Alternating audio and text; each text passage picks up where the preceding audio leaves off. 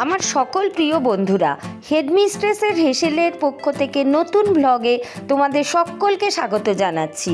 আজ বৃষ্টির সন্ধে মেইন অ্যাট্রাকশান ছিল গন্ধরাজ চিকেন ফ্রাই।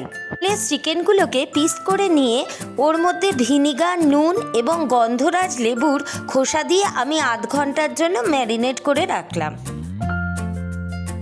এখন চিকেনগুলোকে ভালো করে জল ঝরিয়ে ওর মধ্যে দিয়ে দিলাম ডিম, পেঁয়াজ বাটা, আদা বাটা, রসুন বাটা, কাঁচা লঙ্কা বাটা, গন্ধরাজ লেবুর জেস্ট এবং গন্ধরাজ লেবুর রস।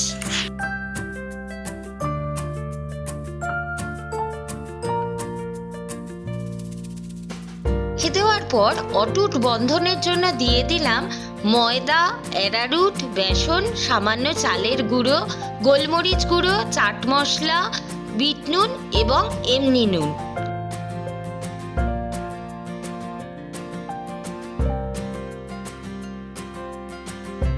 এবার কড়াইয়ে তেল গরম করে আমি একটা একটা করে চিকেন দিয়ে সেটাকে কিন্তু হালকা করে প্রথমে ভেজে তুলে রাখছি।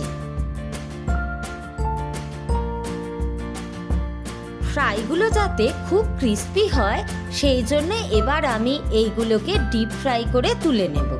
গেল আমার গন্ধরাজ চিকেন ফ্রাই। এই টেস্টি গন্ধরাজ চিকেন ফ্রাই সার্ভ করলাম ডিলিশিয়াস টমেটো সস এবং সর্বকালের সঙ্গী কাঁচা পেঁয়াজের সঙ্গে। আমার এই রেসিপিটা যদি তোমাদের ভালো লাগে তাহলে লাইক, শেয়ার আর কমেন্ট করতে ভুলো না। চলো টাটা।